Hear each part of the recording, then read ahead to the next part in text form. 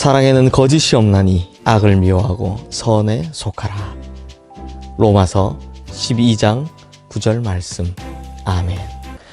이 사도 바울은 로마서 후반부인 12장에서부터 구원을 얻은 성도의 의무에 관해서 이야기를 하고 있습니다. 성도님들, 성도에게는 어떤 의무가 있을까요? 이게 한 3가지 정도로 제가 그냥 이야기를 드리면, 가장 먼저 구원 얻은 성도는 하나님께 대한 의무를 가지게 됩니다.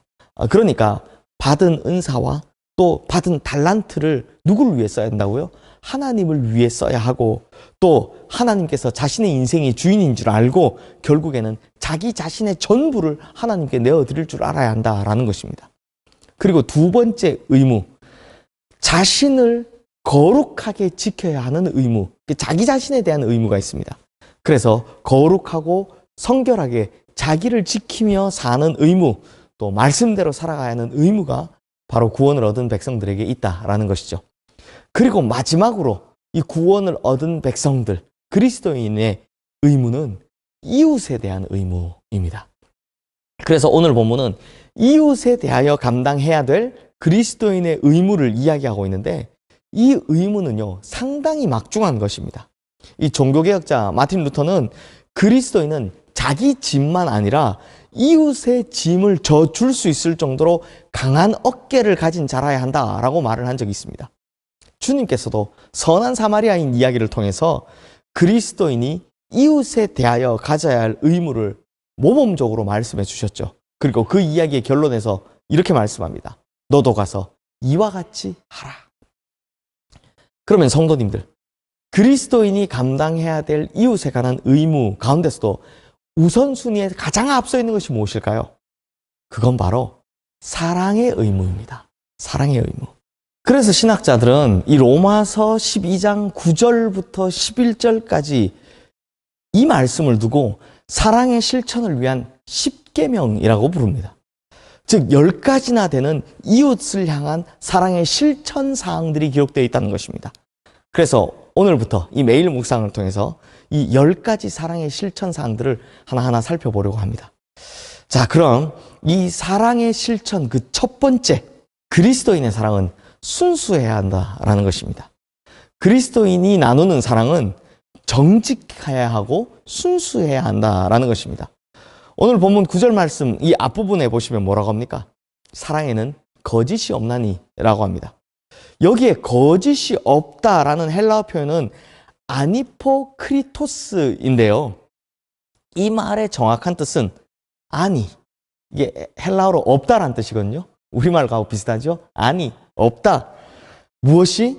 히포크리토스가 없다. 그러니까 히포크리토스가 없는 것을 말합니다. 그러면 이 히포크리토스는 뭘까요? 이 말을 성경에서 뭐라고 번역하고 있냐면 바로 외식이라고 번역하고 있습니다. 그렇다면 외식이 뭡니까? 밖에서 밥 먹는 거가 아니고요. 바로 겉과 속이 다른 것을 이야기하는 거죠. 예수님께서 이 땅에 계실 때 당시의 종교 지도자들의 잘못을 공격하신 것 가운데 가장 심하게 공격하신 것이 바로 이 외식이었습니다. 그만큼 예수님께서 이 외식을 싫어하시고 미워하신다는 것이죠. 그러므로 그리스도인의 사랑에는 외식이 없어야 합니다. 위선이 없어야 한다는 겁니다. 그리스도인의 사랑은 진실되어야 한다는 것이죠. 왜냐? 하나님께서는 우리의 진실을 보시기 때문입니다. 그러니 그리스도인이 나누는 사랑은 두말할 필요 없이 순수해야 한다. 거짓이 없어야 한다라는 것입니다. 이 세상의 사랑에는 여러 가지 종류가 있을 수 있습니다. 예를 들어서 생길지도 모르는 그런 어떤 유익을 바라고 사랑하는 이해타산적인 사랑이 있습니다. 영어로는 cup for the love라고 하는데요. 번역하면 찻잔 속의 사랑입니다. 그러니까 찻잔 속에 들어있는 것만 보고 사랑하는 것이다 라는 거죠. 또한 이 주는 것보다 더 많은 유익을 바라고 사랑하는 이기적인 사랑이 있습니다. 그러나 그리스도인의 사랑은 이런 사랑이 아닙니다. 이해타산적인 것, 이기적인 것 따지지 않습니다. 그리스도인의 사랑은 그냥 사랑 그 자체로 순수해야 한다는 것입니다. 성도님들, 우리나라 불교계에 아주 큰 스님이신 법정 스님이란 분이 계셨습니다. 이 성북동에 가면 길상사라는 절이 있는데요. 거기에 주지 스님으로 아주 오랫동안 계신 분이시죠. 보통 우리 같은 일반인들에게는 무소유나 오두막의 편지 이런 이제 수필집으로 더 유명하신 분이시기도 합니다. 그런데 이분이요, 불경, 성경뿐만 아니라 거의 많은 종교의 경전들을 다 읽어보고서 이 한마디가 최고의 진리다라고 꼽은 것이 있습니다. 스님이시면 당연히 불경을 뽑았을 것 같은데 이분이 뽑은 것은 놀랍게도 성경의 요한일서 3장 18절 말씀이었습니다. 이 말씀이 이렇습니다. 자녀들아, 우리가 말과 혀로만 사랑하지 말고 행함과 진실함으로 하자. 이 말씀이었습니다. 바로 사랑의 진실성을 강조하는 이 말이 법정 스님이 보기에도 최고의 진리다라고 꼽은 거죠. 성도님들, 왜 그리스도인의 사랑이 순수해야 합니까? 왜 거짓이 없어야만 합니까? 그것은 우리에게 쏟아 부어주신 하나님의 사랑이 순수하기 때문입니다. 성경이 말하는 사랑인 이 아가페는요, 우리의 사랑이 아닌 하나님의 사랑입니다. 이 엄청난 아가페의 사랑이 우리 마음속에 쏟아 부어진 것입니다. 그러니 이런 하나님의 순수하고 참되고 진실된 사랑이 우리 마음속에 쏟아 부어졌는데 우리가 그렇게 놀라운 사랑을 받고도 그 사랑을 순수하게 활용하지 못한다면, 그래서 이기적이고 이해타산적인 사랑만 한다면 이게 얼마나 큰 죄겠습니까? 성도님들, 한번 생각해 보십시오. 순수한 참기름 한 대를 사다가 되팔 때는 거기에 자뷰를 섞어서 2대의 기름을 팔아 많은 이익을 취한다면 그 사람을 우리 뭐라고 부릅니까? 사기꾼이라고 부릅니다. 마찬가지로요, 우리가 하나님의 순수한 사랑을 받았습니다. 마치 참기름 한 대 같은 이런 순수한 사랑을 받았는데 그것을 그대로 사용하지 않고 나의 욕심을 섞어서 나눈다면, 그래서 이해타산적이고 이기적인 이 자뷰를 섞듯이 그런 사랑을 나눈다면 우리가 어찌 그 사람을 순수한 그리스도인이라 할 수 있겠습니까? 우리가 세상에서 그런 사람을 사기꾼이라 부르지 않습니까? 마찬가지로 그리스도인 중에 이런 사람이 있다면 그 사람은 사기꾼이죠. 그래서 예수님께서는 우리가 예수님의 제자됨을 보증하는 것이 바로 이런 순수한 사랑이라고 하셨습니다. 요한복음 13장 34절 35절 말씀 보십시오. 새 계명을 너에게 주노니 서로 사랑하라. 내가 너희를 사랑한 것 같이 너희도 서로 사랑하라.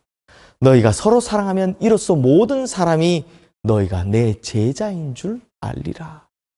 성도님들, 그러므로 성도의 사랑은 순수해야 하는 것입니다. 순수한 사랑, 그것이 바로 그리스도인이 사랑해야 될 사랑의 의무인 것입니다. 그러므로 성도님들, 우리에게 주신 하나님의 사랑이 진실하고 순수하다는 것을 깨닫고 받은 사랑 그대로 베풀 줄 아는 진짜 그리스도인이 되시기를 주님의 이름으로 축원합니다. 그렇지 않고 이해타산적이고 이기적인 사랑만 한다면 우리는 신앙의 사기꾼이 될 뿐입니다. 우리가 받은 사랑 그대로 우리의 이웃들에게 돌려줄 줄 아는 진짜 순수하고 진실한 그리스도인 되기를 주님의 이름으로 축원합니다. 기도하겠습니다. 하나님 아버지, 순전한 참기름 한 대를 가져다 자뷰를 섞어 2대로 만들어 팔면 그 사람을 사기꾼이라 합니다.